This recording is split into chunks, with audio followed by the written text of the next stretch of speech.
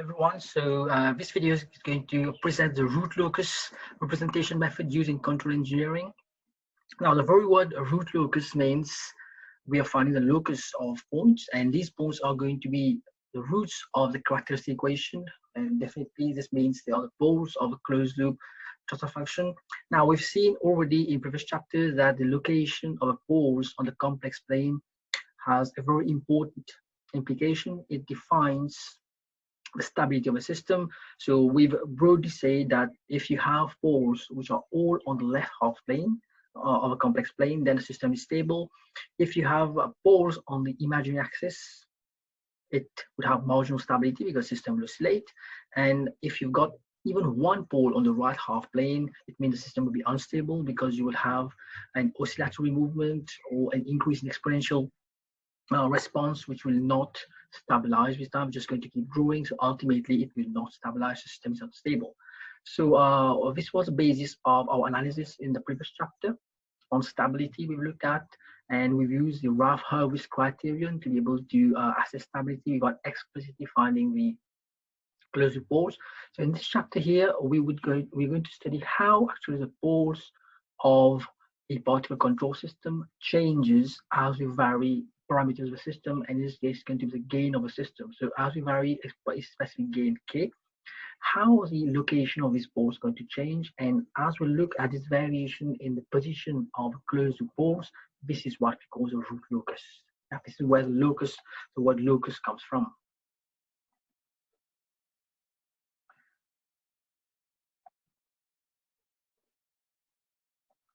Okay. So I have just explained root locus is a graphical representation of a closed loop poles as the system parameters varies. In this case, it's going to be the gain. In a few minutes, we're going to look at the block diagram, and we'll understand exactly what this parameter is, which we're varying. So it's a powerful method of analysis and designed for stability and transient response. We've seen if you're able to locate your poles on the complex plane, you can assess stability, yes, but you can also analyze the transient response, because the location of the poles, as we've seen in a previous chapter, is going to let you know, is going to allow you to assess the response of a system.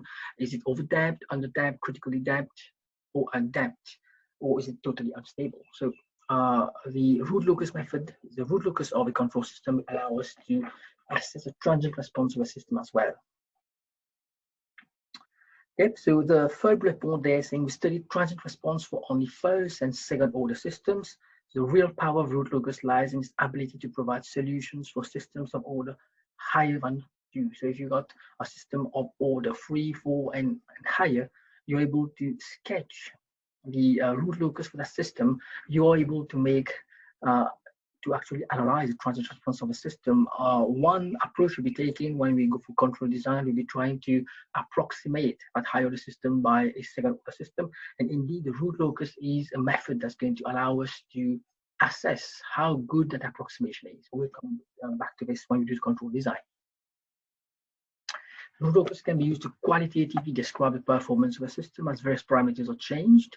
So as you looked at the variation of the poles on the root locus, you're able to assess the effect of variation of varying the gain. K, we say on percent overshoot, settling time, peak time, and we've seen that. So as we go along this course, we're going to revise and revisit how come the position of poles on the complex plane affect the percent overshoot, the settling time, and peak time. So we covered this in the previous chapter, but we looked at this again.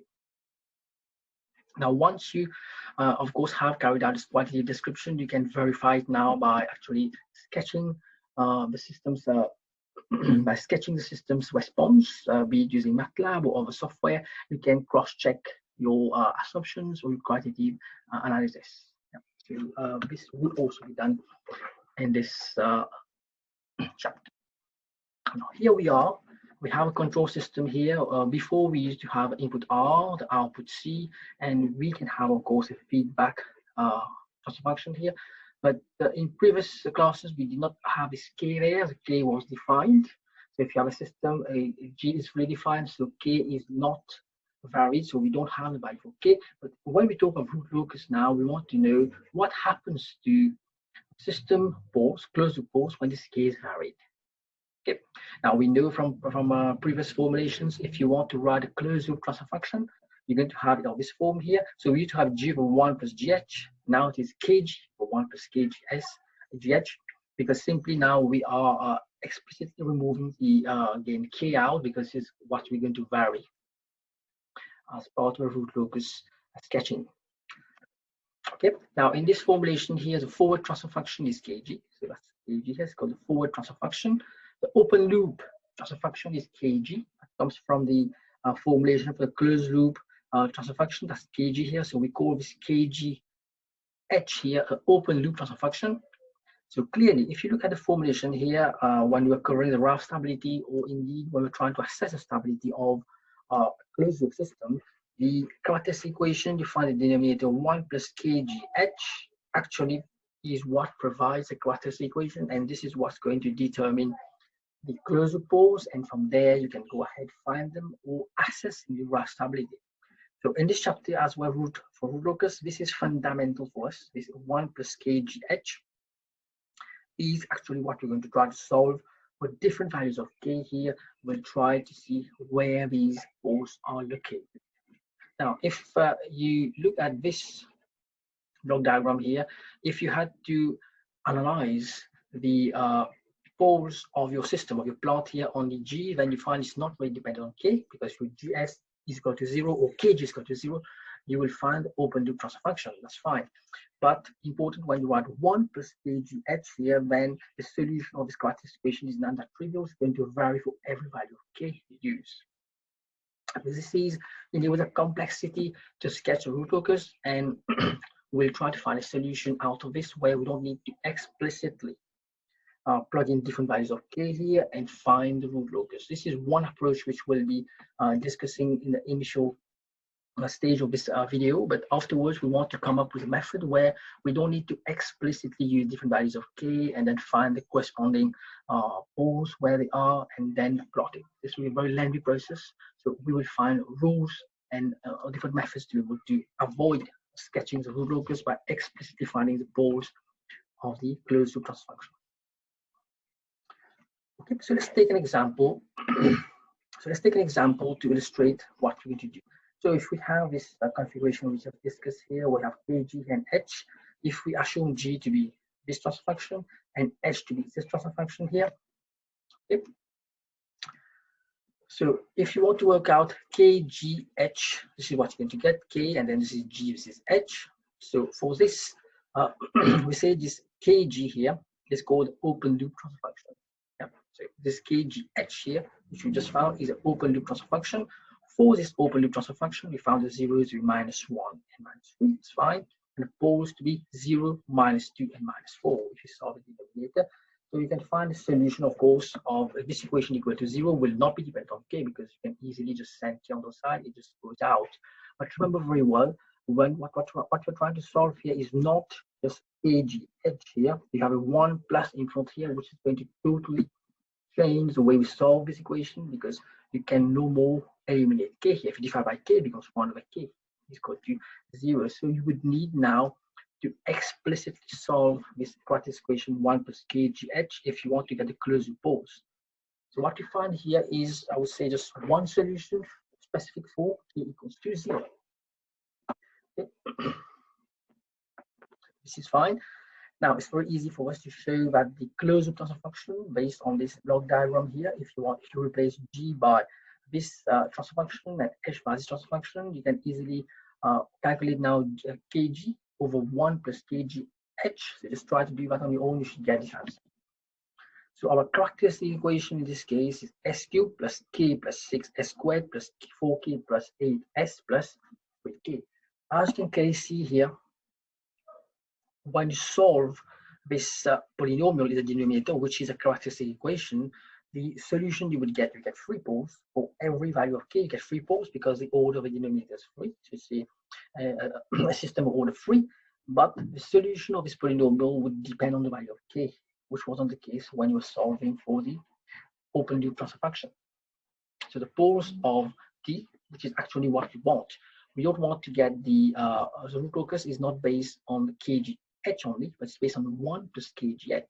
So as you sketch, so what's a root locus basically? It is locus of the closed loop poles as k is varied. So as you solve this polynomial here for different values of k, the values you get is what makes up the root locus. Let's try to illustrate that. Before we come to this example here, I would want to shift now to Octave. If you're MATLAB, you can use MATLAB as well.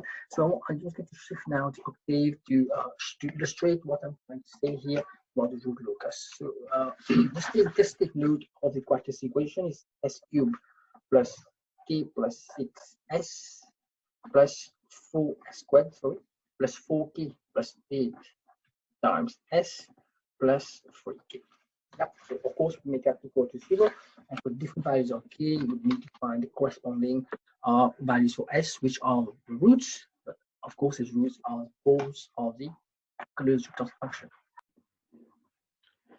So we've seen this is the closed loop transfer function we've got for the system, and the denominator of this closed loop transfer function is of course a characteristic equation. If we equate this polynomial to 0, we'll be able to solve for the closed poles, but of course we have to replace specific values for k here. So this is what is root locus. As we replace different values of k starting from 0 going to infinity, we're going to get different closed poles. In this case, we'll be getting 3 poles because it's a polynomial of order 3. So this is what we do next. We shift to Octave to see for different values of k what type of poles are we getting, what values of poles are we getting, and we'll attempt to sketch all these poles that we're getting for different values of k on the complex plane and see how it varies. So ultimately, if you're able to do that, of course, that's a root locus. So let's now go to Octave.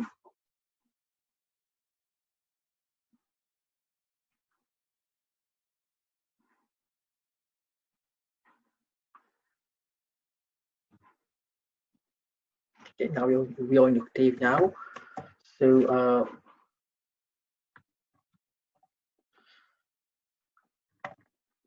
so our polynomial that we're going to use, like we said, is s cubed plus the coefficient of s squared is k plus 6, the coefficient of s is 4k plus 8, and the constant is 3k.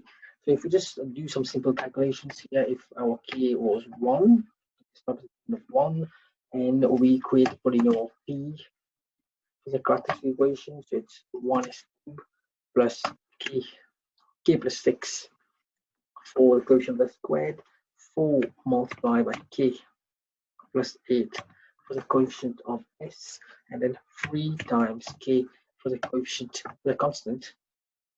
This is what we get for p. So this is s cubed plus 7 squared plus 12s plus 3.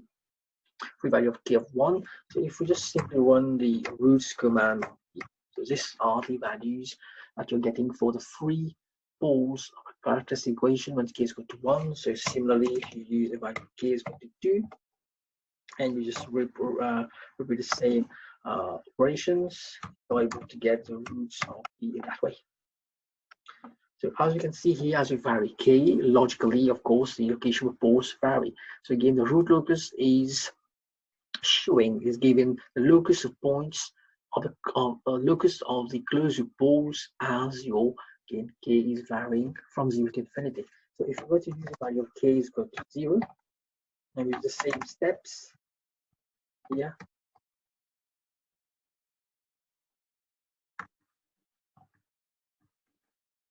so we're getting -4 -2 0. So when we shift back to the PowerPoint slides, we see actually these are the zeros of your open loop transfer function. So interestingly, when k is 0, your root locus is starting at poles, which are the poles of your closed loop transfer function. So that's a very important finding for us. So what we do next now, we try to vary k over a longer range. Let's say from 0 to 50 or to 100, and then let's collect all these poles that we're getting for every value of k. So we have 3 poles. We're going to store these 3 poles in 3 variables, let's say x, y, z, and then we can plot that on a complex plane and see as we vary k from 0 to say 100 how this is changing, and this would be of course a root locus. Let's do that now. So we use a for loop for, let's say, k is equal to 0 to 100. So we are incrementing or gain k by a step of 1 when we write the command in this way. So for this value of k here, we first calculate for every value of k, we calculate a corresponding polynomial for the characteristic equation. Yep, and then we're going to solve each of these characteristic equation by calling the roots command, the roots function, and we store the results in a temporary variable. And then now we store all these poles we're getting repeatedly poles for every value of k. We can get 3 poles without distinct, I've just seen in the previous programming steps we've done. So we need to store these poles now. So x is going to store the first pole. We put k plus 1 here for the indices of x, simply because in MATLAB Octave the indices of arrays don't start at 0. So just add 1 here. So 0 is going to be index of 1, and then we store the first. So we get the temp will be an array of 3 of size 3, because we're going to get 3 values, 3 poles for each value of k. So let's store the first pole in x. It's going to be temp 1, and then we store the second one in y, and we store the third one in z. So this is what we do, and this should run. And at this point, it means we have our 101, because we've run for 101 values of k. We've got 101 solutions. Each solution has 3 poles.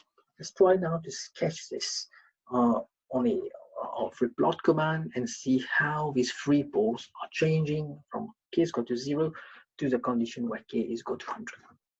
Okay. So run the plot command here, and we're going to use the real x and imaginary x commands, because complex plane you want to plot the 2 numbers for the real and the imaginary parts separately. This way we can plot the complex plane. And let's say you want to show all the first poles, all the values for the first poles in red crosses. We typically use crosses for poles. Okay. This is if I just go to this the figure now.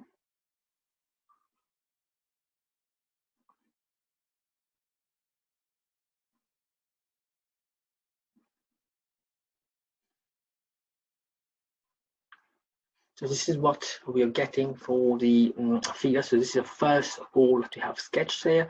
As you can see, it's varying over quite a large range here, and it's starting with a value here, which we'll see later what it is. Yep, we're going to see what value this one is. Yep, and it's varying over quite a large range. So what we're going to do next, we're going to plot all the other 2 poles on the same figure, and we'll see how it varies. So this is when k is equal to 0. This is one of the poles value, and as you progressively increase again k to 100, for value 100, you're getting around minus 100. Yep. So you can see here all the values you're obtaining are on the real axis. So the first pole are all real. Doesn't need to be in this case. The poles can be real or complex. Let's shift back to the Octavian environment to be able to plot now the other 2 poles.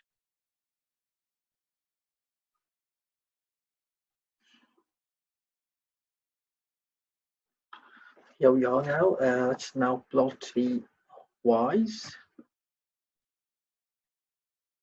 First thing before we plot, of course, we have to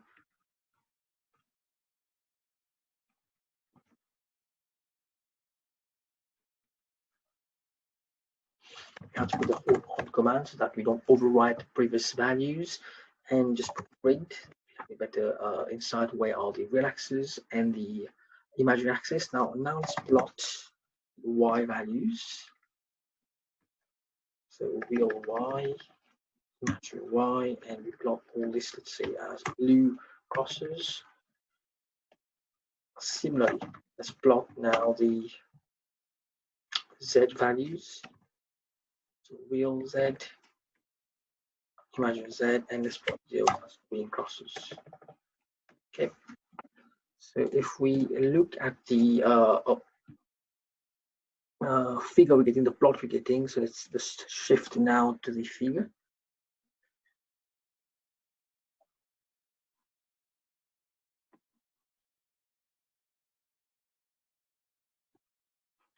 So this is what we're getting now, and as we zoom into it, if we zoom to this section here, and we just pan to the right, so these are the first ball we've sketched. They are, like I said, over quite a large range. The other two balls seem to be varying over a small range. So back here, yeah, and so let's look at this range here.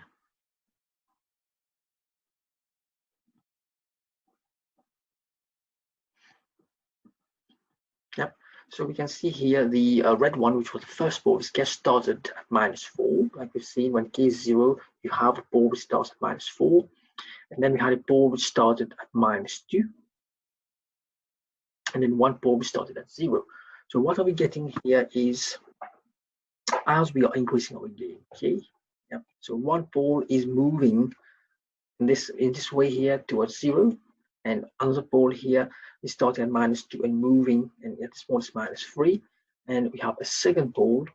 The third ball is moving from -4 and over a much wider range. So when you look at that here, this is actually an example of a root locus. So as you're varying your k from 0, in this case, to 100, you have paths for your closure balls where it is showing clearly how they are changing. Okay, so let's shift now back to the PowerPoint slides to continue the discussion on root locus. So this should give you an indication, a very good indication, what the root locus is about.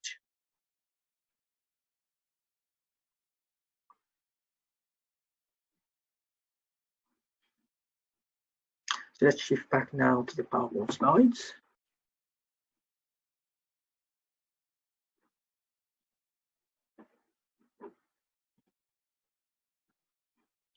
Okay, so again, we've just seen in the octave environment, as we vary k from 0 to 100, how the closure balls of this characteristic equation changes. Let's take a second example now.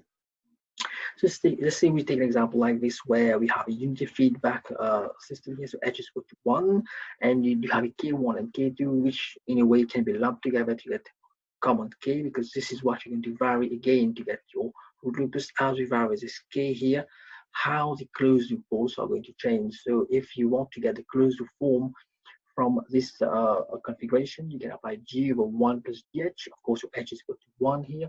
So if you do this operation here, you're going to get this closed loop transfer function, and the denominator of it is going to be your closed loop form.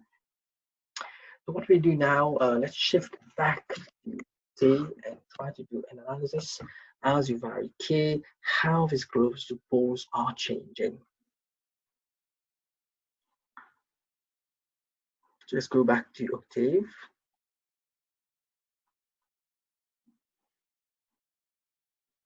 Just going to clear up a bit. Okay, so now we do similar steps. So let's say for k starting at the value of 0 to 100, like we did earlier. But now, of course, the polynomial is different. Remember, we've got a polynomial of s squared plus 10s plus k. This k comes directly as a constant here. So it's s squared plus 10s plus k. So once you've got your polynomial, then you find your temp. So in this case, temp is going to be only two numbers, because it's s squared plus 10s plus k. So it's a quadratic equation. When you solve a quadratic equation, you're going to get two poles. So every value of k, you have two poles. So we're going to store the results of temp now in just x and y. We don't need the temp. Okay, so let's do that. And then, as we've done earlier, let's store the first result in x. Of course, keep us again, because you don't index, you start at 0. First one, and then y plus 1 into x into k plus 1. So we don't need a z now, and we just end. This should have calculated the 101 solutions of the quadratic equation for these different values of k, and each of the poles have it stored in x and y. X is stored in the first pole for every value of k, and y is storing again the second pole now obtained for every value of k. So let's now try to plot both of this at one go, and then we shift the figure to explain what's happening. So like earlier, just plot the first one, so x again as red crosses now for the first one. Okay, and now we do hold on, and we add weight, and then we plot second pole, which is found in Y, and we are doing as blue crosses. Okay, so now let's shift back. Let's shift the figure now to see what result we've got.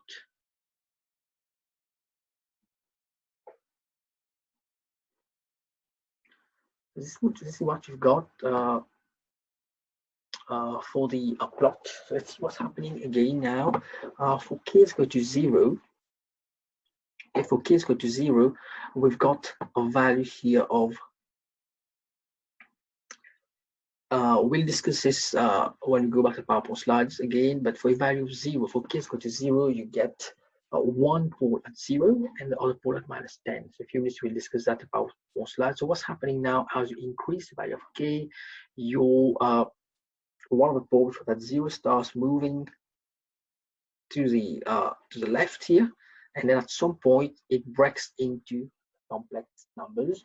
And as well, the second pole starts with a value of -10. Again, from here to here is on the real axis, and at some point it breaks into the complex plane as well. So you can see here you have two poles, and you have two paths, because the root locus has to describe how these two poles are changing as again it changes. So again, this is to illustrate what the root locus is about. It's a locus of poles, of closure poles of the system as you vary gain or any other parameter of a system. And since you have two poles here, you have two paths. Again, I hope this is consolidating the understanding of what the root locus is all about. Let's now shift back to your PowerPoint.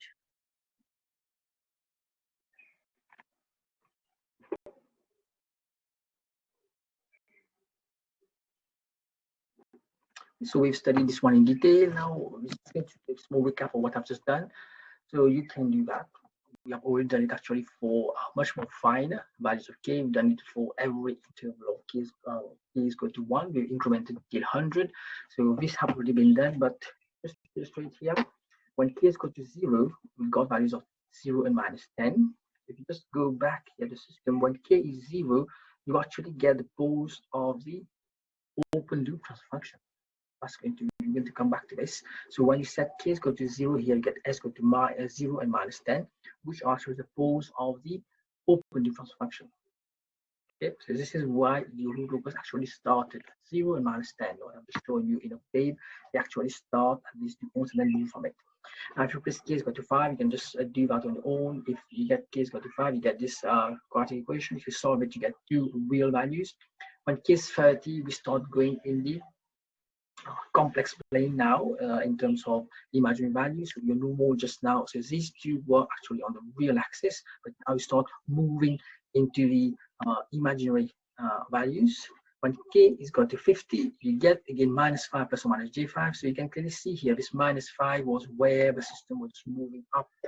And whatever value of k you put now beyond 100, you will always get a 5. Of course, the imaginary part increasing. This is why you can see the root locus would not be going into right plane now. Okay, so you can easily work out a table like this where you are solving for the two poles of the closure transfer function as k's vary from 0 to 50, but you can do much more if you want. You can do that very effectively in MATLAB Octave like I've just done, and you can sketch this too, and you can see it varies. This is what you start. Okay. Now, a comment here, we are now starting to get in the details of the root locus. So what we commented before, if you look at this table, when k is equal to 0, you get poles of -10 and 0. Like I've just said, these poles are actually the poles of your open loop transfer function k g h. Now h is 1, so this is why there's no contribution of poles from this feedback path here. So it's just these two. So s equal to 0 and -10. So when k is equal to 0, the fundamental result is the root locus starts at the poles of your open loop transfer function. So what we find here, so it starts at 0, -10. This is why you have a 0 here and -10. Now, as you start increasing your gain, so when k is equal to 5, this pole actually moves here, this pole actually moves here. Remember, we are looking at the path. The poles actually moving on the path. When k is 10, this pole has moved here, this pole has moved here. This is why we get this path here. as k moves from 0 to infinity, at some point the poles actually leave the real axis and go into imaginary values, and the same thing here. So this is one path, and this is second path, like we've seen.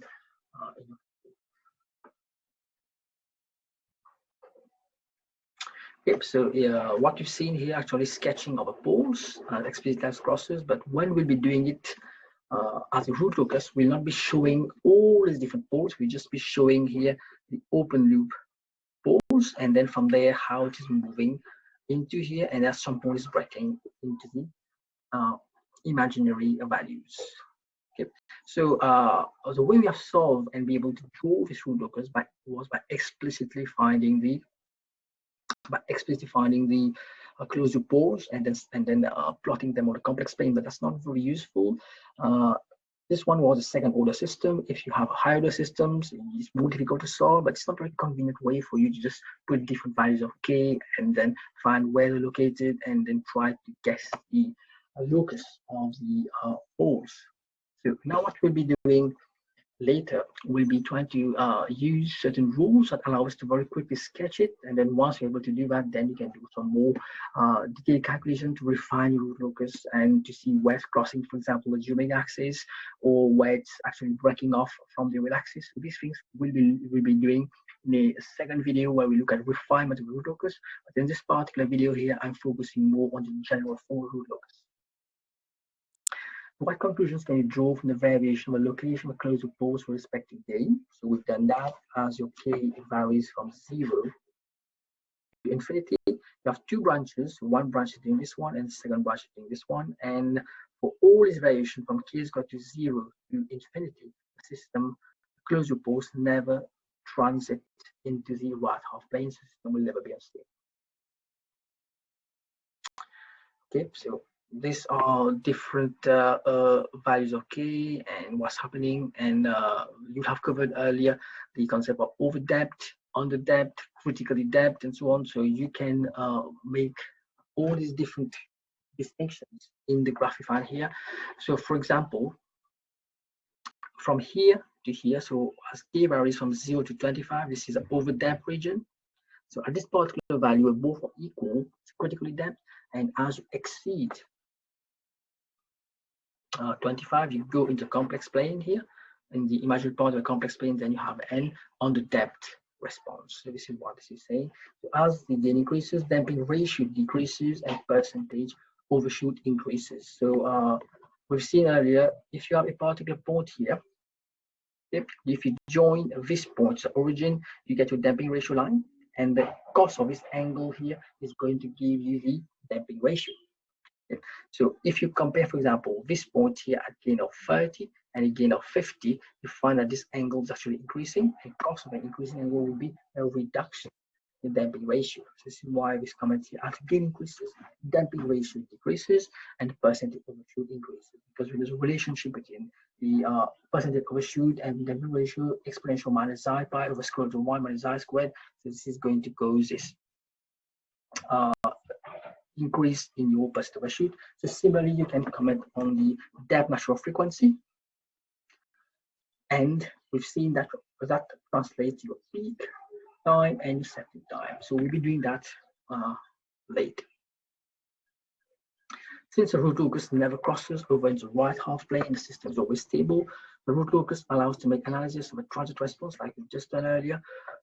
For higher order systems for which explicit determination of poles are not possible without software tools. So this is what we're coming to here. If you could sketch the root locus for a higher order system, then we can directly make analysis of transit response on it without explicitly defining for the poles.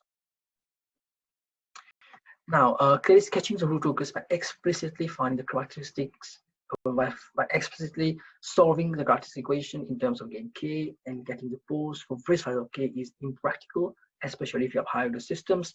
So if you want to avoid doing this several times, what we're going to do now is going to look at 5 rules which will allow us to very quickly sketch the root locus to know its general shape, and then from there we are able to refine. Like I said, this was a refinement to be done in a second video. Now, when we set these rules here, it's fundamental for us to revisit that what we're sketching in the root locus is 1 plus kgh. That's fundamental. So if we start here by 1 plus kgh, this one on this side, if you set it to the right hand side, it means you get kghs is equal to -1. Now, g and h are, in terms of s, means they are complex frequencies. A complex number would always have a magnitude again. So if it's kgh is equal to -1, so -1 would be having an argument, which is always a multiple of 180 degrees. That's the first important finding, and the magnitude is 1. So what to find here?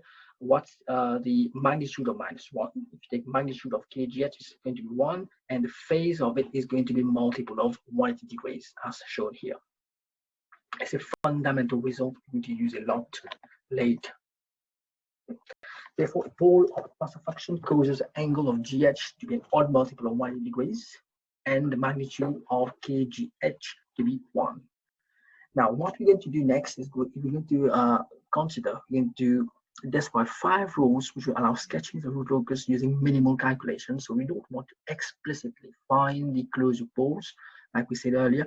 So we want to use these 5 rules to very quickly know where the root locus is located, and then we can do specific refinements. So we can do further refinements can be made to an accurate localization of specific poles in certain regions of root locus. For example, if you want to know exactly where the root locus is crossing the geometric axis, if ever it is going, it is transiting from the left half plane to the right half plane, so you will have a geometric point there, geometric crossing. So we can find this using methods we've seen already, for example, Ralph Hurwitz criterion.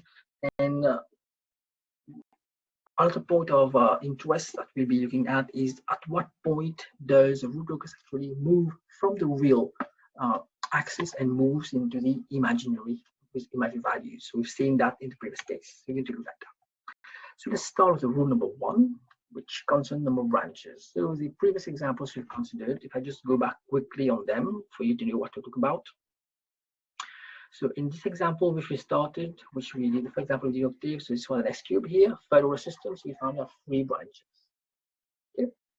And this example we did here was S squared, so a quadratic polynomial, the quadratic equation was of order 2. We have 2 branches, we have 2 poles. So rule number 1 is related to number of branches, means number of paths, or the number of poles you have in your root locus. So each closed loop pole moves as the gains vary. A branch is a path traversed by a pole, meaning that there will be 1 branch for each closed loop pole. The first is as follows: the number of branches of a root locus equals the number of closed loop poles. So the system we have considered the quadratic equation, which is repeated here. You have 2 branches. This is the first fundamental rule. Number 1 is the number of branches you would have in your root locus. Obviously, you have 2 branches. You've seen earlier 1 branch is here, and the second branch is here.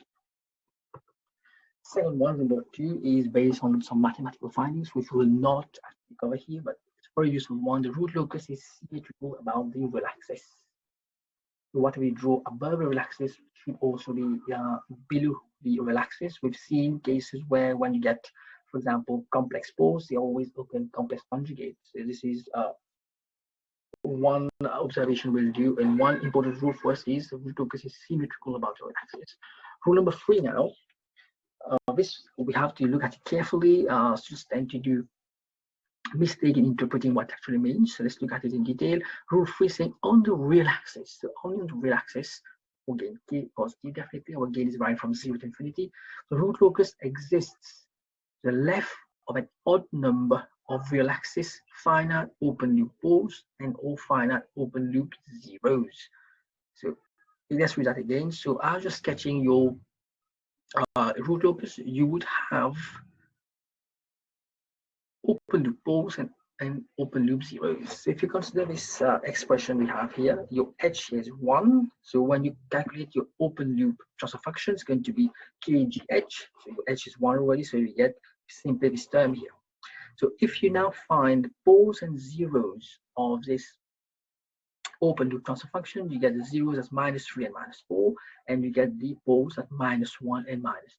So first thing you would do, you would sketch the axis of your complex plane. You're going to put there 2 zeros at -3 and -4, and then you would put 2 poles for your open loop transfer function at -1, -2, and then you would apply rule number 3 here.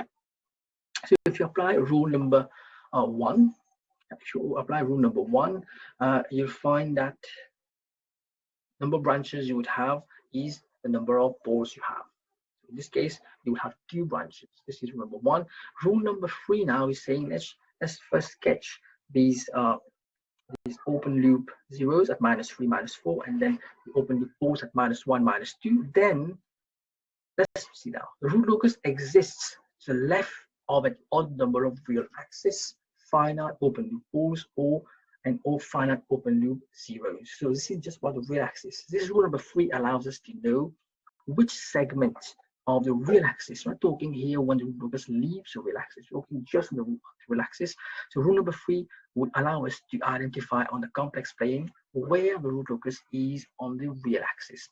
We are saying here to the left of an odd number of open loop poles or zeros, the real axis is part of the root locus. Okay, so let's consider an example to illustrate how this works. So first thing, like we said, you have 2 open loop poles at -1, -2. We are showing the poles as crosses. Okay, and then you have 2 open loop zeros at -3, -4. We are showing them as follows here. Okay, as zeros. And then rule number 3 saying the left of an odd number of poles or zeros, open loop poles or zeros, the real axis form part of the root locus. So let's start here. So this is pole number 1. So this is an odd number. I'm not talking here of this number -1 here. This is the first pole you have, so it's odd. Then from here to the next pole or zero, this part of the real axis form part of the root locus. Yep. So this is the first pole or zero, the second pole or zero, the third pole or zero, and the fourth pole of 0. So this first one means it's odd, so this forms part. When you exceed this one now, when you cross it, you start from right to left. As you cross this one here, this becomes an even number now. So this part of the root locus is not part, this part of the real axis is not part of the root locus. And then as you come to this third one, third pole or 0, it becomes now third 3 is actually odd. So this part starts forming part of the root locus, and you cross this one now, you are the fourth pole or 0. So it's not forming part. This part of the real axis does not form part of root locus. So again, be careful. It's not about the -1, -2, -3, -4 to be odd or even here. This is just a coincidence. But what we're talking here is the first pole or 0, second pole or 0. So first one is odd. The first one, so number 1 in first is odd. And then as you move to the left, then you have a second pole or 0. The second one, the number 2, the second is actually even. So after even number of poles or zeros, number, number here is to the form part of it. And when you have after 3, so third pole or 0, yeah, after 3 is odd, so you get this one form part. And then when you cross the fourth pole or 0, yeah, then there's a form part. So this is rule number 3, very important. As you start sketching your root locus, this is going to be one of the first things you'll be doing. So first thing, you'll be sketching your open loop zeros and poles as follows, and then immediately identify which part of a root locus actually form, which part of the real axis form part of a root locus. Now let's look at rule number 4. Through these different rules here, we'll be able to get the general shape of the locus. Rule number 4 is saying the root locus begins at the finite and infinite poles of G, S, H, S, and ends at the finite and infinite zeros of G, H. Let's see how rule 4 works, for example. So this one is simply saying here, the root locus begins. Begins, it means when k is 0, because we know our root locus starts for k is equal to 0. So when we, this is what we're going to illustrate physics calculations here. When you plug, so we know our characteristic equation is 1 plus h is equal to 0. Okay, so if you just replace, for this specific example here, if you replace your g by the expression, your h is simply 1, you get this expression here, and then you can just multiply by s plus 1 into s plus 2. So this is what you get. So this comes here, and the new term going to the right hand side is 0. This is what you get. Now, in this particular formulation of your characteristic equation, if you replace k by 0, because this is where your root locus starts, if you put k is equal to 0 here, you'll find actually a solution of your characteristic equation is s equal to -1 and -2, which is nothing but the poles. Well, the root locus begins at the finite and infinite poles of GH. So when k is 0, you would get your root locus would start at these two points, at the poles, and then ends at the finite and infinite zeros. So we're saying the root locus will start at the poles and end at the zeros. So what it means ending at the zeros, if we just in this equation here divide by k everywhere, we get 1 over k into s plus 1, s plus 2, plus s plus 3, s plus 4, and then 0 by k is 0 itself. Now what happens when k goes to infinity? This becomes 0. So this part here would just be can be removed. Then when we solve, we get s equal to -3 -4. So when k is infinity, the solution of your characteristic equation is actually -3 -4, the other zeros. So from this simple example here, this is explaining very well what this rule number 4 is saying. Let me repeat that again. The root locus will begin to start when k is equal to 0 at the finite or infinite poles of GH, and then would end at the zeros. Okay. So let's see, let's consider an example to see how this works. So this is an example we've seen earlier. So based on rule 3, we found that the part of real axis to the left of s equal to -1 and -3 are part of root locus. So what we said here in rule number 3 is this part is actually part of the root locus, and this part of real axis is part of the root locus. What we're saying here in rule number 4 is that when k is 0, this is where the root locus will start, since it's about the 2 paths. So when the k starts to increase, so your root locus will start moving here, and somehow it has to come back to these two poles, because the root locus will start at the poles. It can definitely not cross here, because we've already validated and we've determined that this part of the axis is not part of the root locus, so you can't have a path straight from here to here. This was rule number 3. Okay, now what we're saying here is rule number 4 is saying that the root locus would start at these two because they are the opening poles, and then as you increase k to infinity, they have to end at this point. So how is this possible? Simply by leaving it cannot go straight here. It will have to start at these 2 points and then move into, and then at some point leave into the complex plane in terms of imagine going into here in complex values, and then can come back here. Okay, so you expect to have whatever you have on top should also be below, because we've said rule number 2, they are symmetrical about the real axis. So the only way you can have rule number 4 can be implemented, and rule number 3. So we already said this are part here. So it means this is what's going to happen when k is 0. This is a start point for your 2 paths, and then as you increase k, they would come to a point where they will have to break into complex plane with complex values, and then at some point they have to come back here. It's called a break-in point. So this is break-away point. It's a break-in point. Why? Because rule number 4 is saying to us that when k reaches infinity, the 2 paths have to end at the zeros.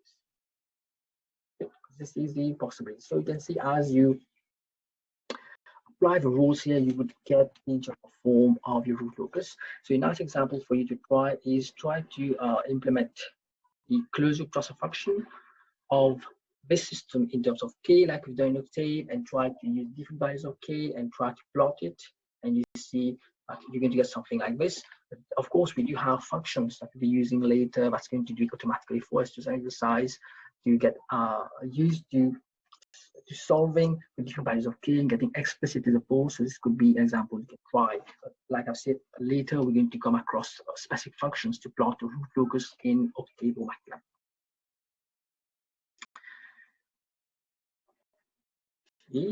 Now another example here, if you have kgh is equal to this one here, so s into s plus 1, s plus 2. So this is a second example. We've seen this one already. Yeah. What if you had open loop transfer function as follows? It means you have 3 poles, so s equal to 0, -1, -2, and you have no zeros.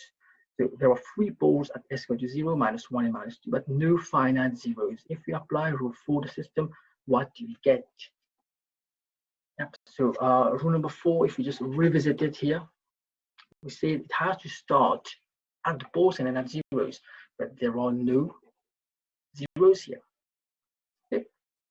So let's see this finding here. A function can have infinite poles and zeros. It means since each of these three poles here would have to end at zeros, it means you have three zeros at infinity.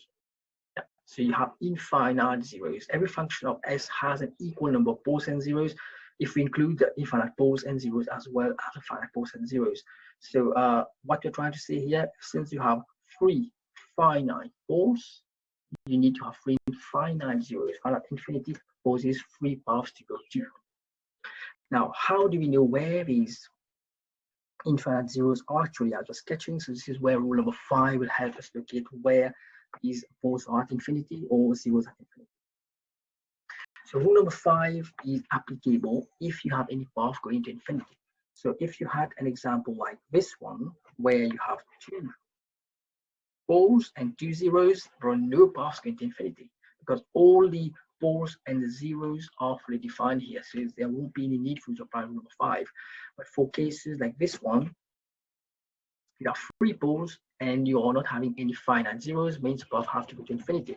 So in this case, you apply rule number 5 to know where are these. And typically, when we talk of paths going to infinity, then we have an asymptote. Typically, that's what we get in mathematics.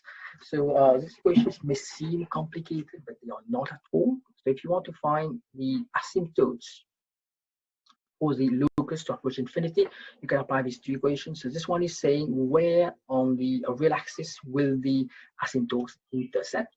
This is a very important point for us. And the theta A here tells us the angle of the asymptotes. So let's apply that to a problem and see what result we get. So let's say now you have an open loop transfer function of as follows. Since h is 1 again, this is going to be open loop transfer function. So what we find here, you have a 0 minus 3, and then you have 4 poles at 0, minus 1, minus 2, minus 4. So you have 4 open loop poles and 1 finite open loop 0. It means you need to have 3 open loop zeros at infinity because you have 4 poles. You need to have 4 poles in all. So 1 is finite, other 3 have to be at infinity. So in this case, let's apply this equation. So the first one is saying what is the intercept for the asymptotes on the real axis. So this one is simply saying here, take the sum of finite poles. So this is a sum of finite poles here, 0. We take 0 plus minus 1 plus minus 2 plus minus 4. So it's a sum of finite poles minus sum of finite zeros. You have only 1 0, so minus 3 over the number finite poles minus number of zeros. In this one, this is very easy. Number of finite poles is 4, and number of finite zeros is 1. So 4 minus 1, you get minus 1 minus plus 3, you get minus 4 with 3. So where this point is going to be, I'm just going to go to the next slide here. This point here is minus 4 over 3, and this is showing that you have an asymptote. In a few minutes, we're going to get the angles, but this is saying that the asymptotes are going to intersect the real axis at this point, minus 4 over 3. Let's go back. Next information you would need to know to be able to draw your asymptotes or the angle they make with the real axis. So the angle is found from this one. So you can say denominator is the same as the first equation. So it's going to be 4 minus 1 again. This one is very simple actually. It's 2k plus 1 times pi. So I've replaced the k here by n, not to confuse the k and k here. So n is simply an index which runs from 0 to very large values, but as we replace the value of n, what we find at some point it becomes circular. When you exceed, let's say 0 degrees, say like 360 degrees, or 0 pi, so 0, 2 pi, 4 pi, these are sort of repeating values, repeating angles, means you have done one full turn. So when you reach this condition, you stop replacing n. Let's do that. So the denominator is 3, as we've seen before. Now, as we replace n here by 0, we get pi over 3. So the first asymptote will make an angle of pi over 3, which is 60 degrees with a real axis. When we replace n here by 2,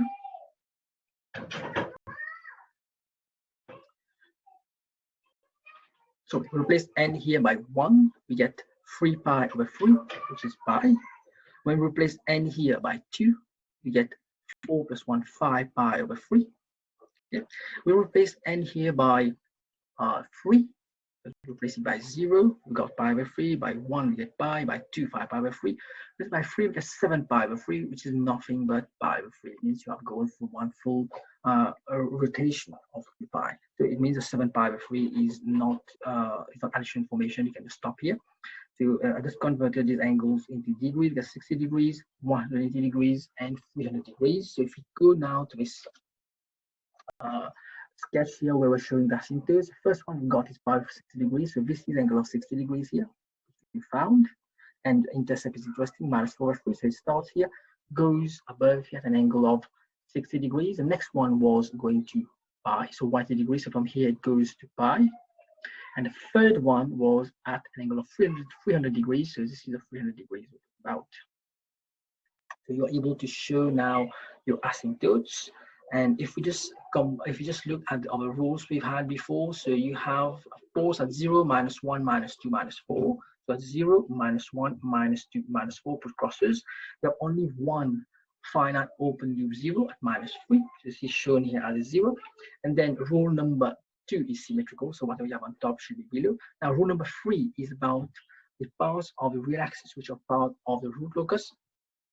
So we start with this one. This is odd. Yeah, odd means the first pole or 0. So this part is part of the root locus. And then when you cross past this second one, this becomes even now. So this does not form part of it. And then the third one starts forming part of it. Fourth one stops forming part of it. And the fifth one, it starts forming part of it. So from this -4 to infinity, you would have the real axis forming part of the root locus. So this is rule number 3. Now rule number 4 is saying that all these poles here would have n at zeros. Okay, so you have two poles here moving into each other, and then at some point it has to break off. So this is a breaking point, and when we look at the asymptotes we had, it would follow the asymptote. So this path is going to follow this asymptote to its 0 at infinity, and you have another path here for the other pole to follow here to go to the other 0 at infinity. So it means of the two poles we had, these two have already got their zeros anyway. This part which we found here is already having a 0. Okay, so this -2 here is going into -3. There's no break even or break even point because we're straight into it.